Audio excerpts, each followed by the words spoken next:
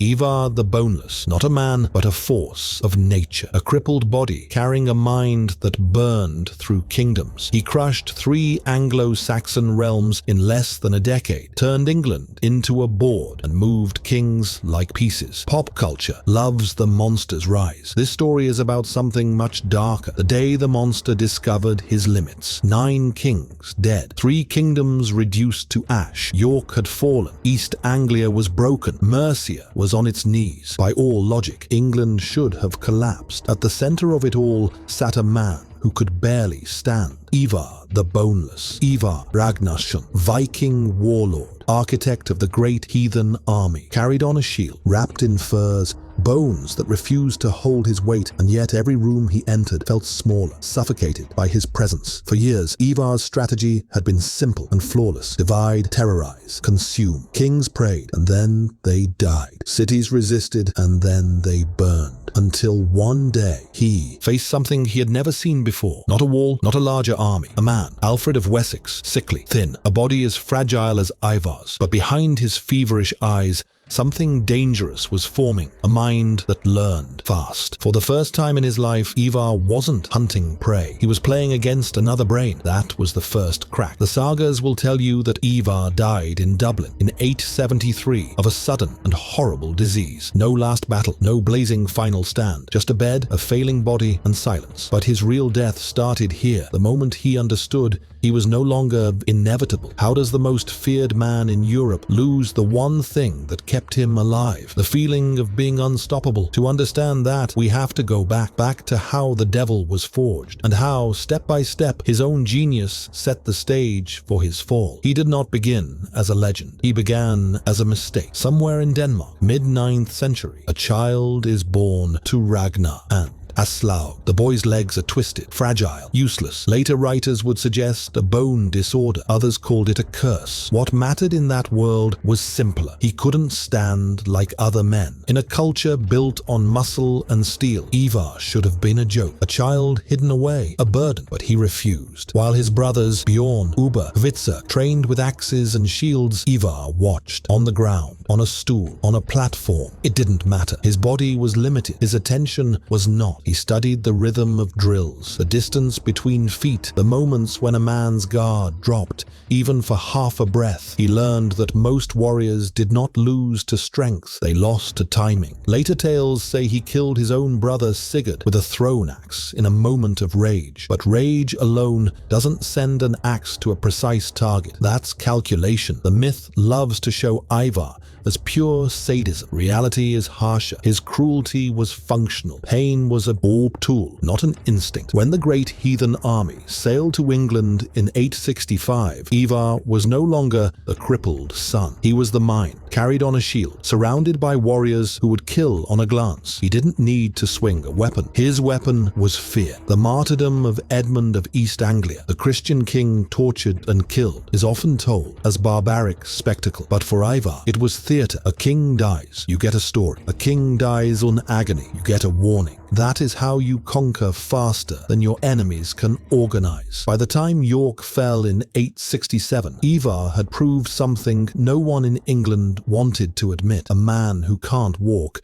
can still rule the battlefield. He turned humiliation into weapon, but it wouldn't be enough forever, because far to the south, in a smaller, poorer kingdom called Wessex, another fragile body was hardening, not with muscle, but with discipline. Alfred, and Ivar's path was heading straight toward him. By 870, Ivar was more than a man. He was a weather system. When he entered a hall, carried on that blackened shield, conversations died. The wood beneath him was stained with old blood, carved with runes, traced by shaking hands. Viking warriors, men who laughed at death, lowered their eyes when they passed him, because Ivar had something brute strength could never buy. He saw the whole board. He didn't pray. He calculated. He didn't charge. He waited. England fell in layers. Northumbria broke at York. East Anglia submitted. Its king captured and executed. Mercia paid to survive. Ivar's method was brutally simple. Divide the kingdoms. Strike the weakest, used terror as a message for the rest. You don't need infinite strength when your enemies are busy panicking. And for a while it worked perfectly, until Wessex, kingdom of marshes and hills, poorer, smaller, under a young king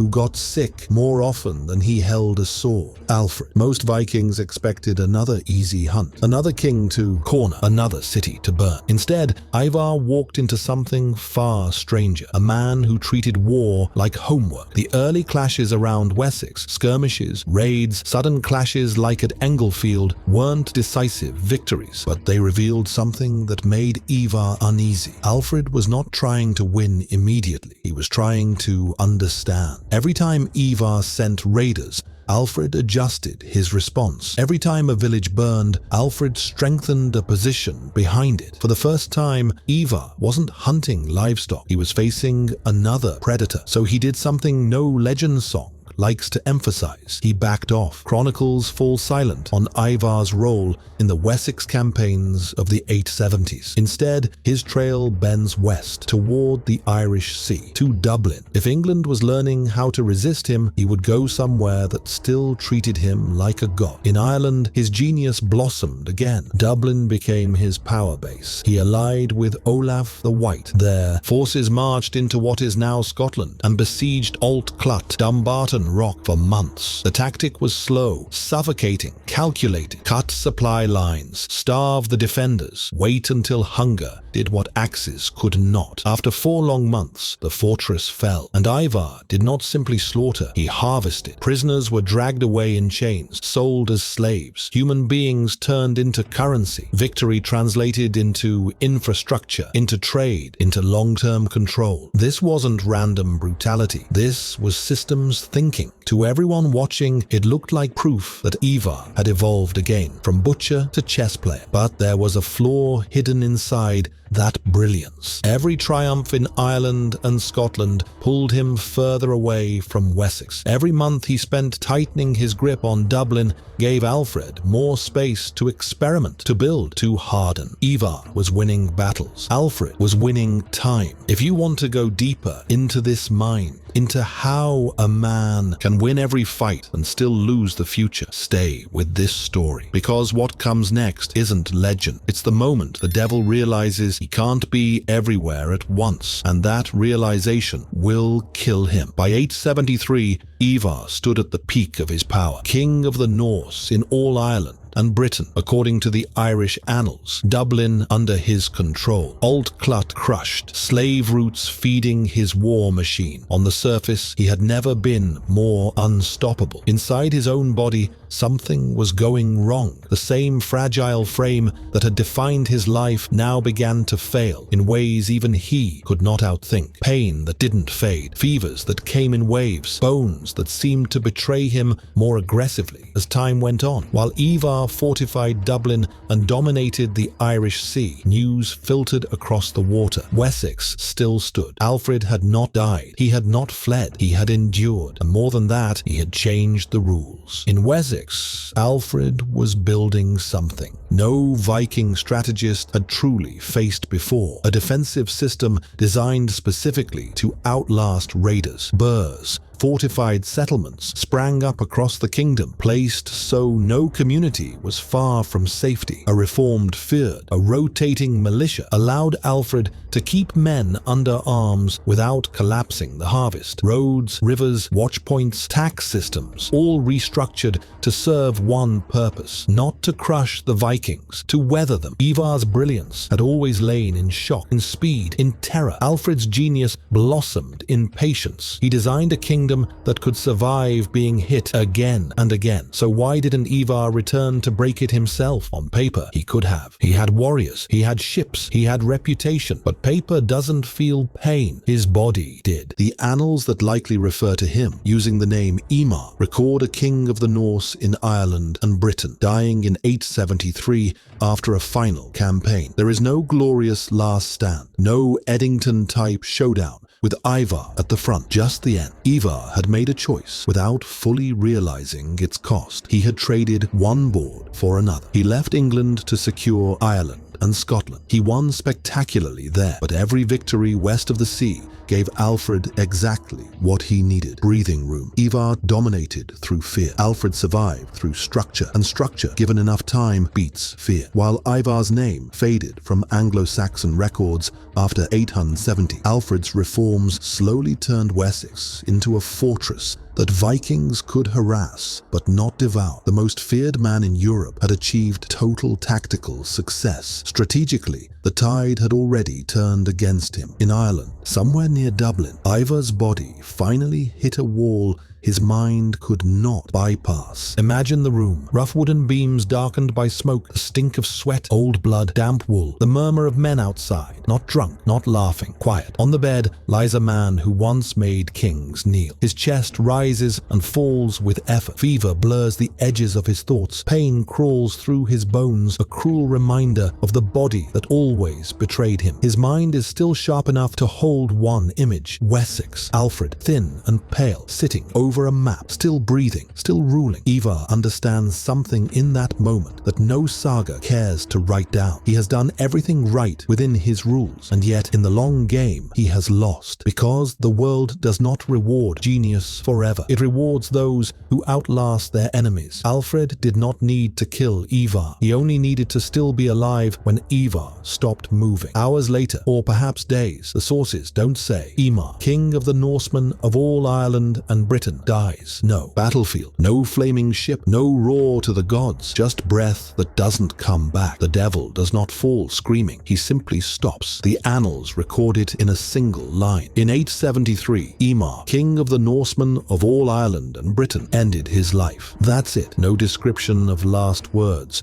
No epic of a final stand. For a man whose shadow had stretched across two islands, his official end is brutally small. But the moment he disappears, something fractures. The Great Heathen Army, that storm that had rolled across Northumbria, East Anglia, and Mercia, begins to lose coherence. Without Ivar, it is no longer a single organism. It's a collection of hungry parts. Uber fights here, Vitzerg there. Other warlords carve out their own territories, their own rules. The terror remains. The direction does not. Vikings still raid England. They still settle, still fight, still win and lose. But they are no longer an inevitable doom. They are a problem. A big problem. A bloody one, but one that can be managed, bargained with, pushed back, because the one man who saw the board whole, who could turn slaughter into policy, who could bind monsters together under a single idea, is gone. On the other side of the sea, Alfred endures. He loses battles, wins others, hides in marshes, starves, fights back. He reorganizes Wessex, builds burhs, reforms taxes,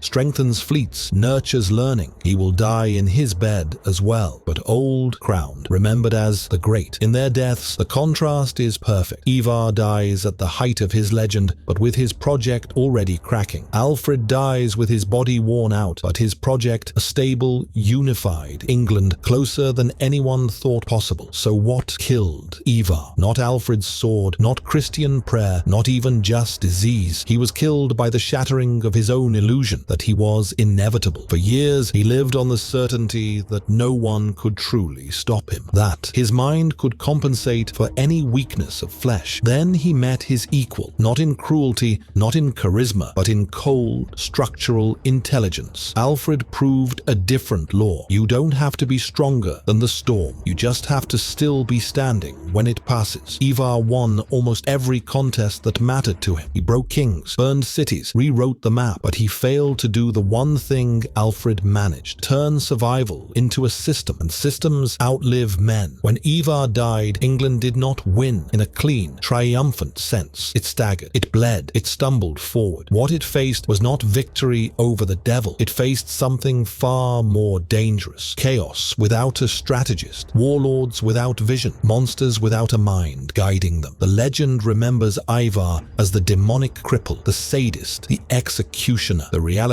is crueler. He was a genius who built no lasting structure, and when a genius genius like that dies, what remains is not glory. It's a vacuum, a hole in the shape of a king. If you want to keep diving into these kinds of minds, not the polished myths, but the real bleeding humans underneath, stay close, because every monster in history has a breaking point, and every breaking point has a cost.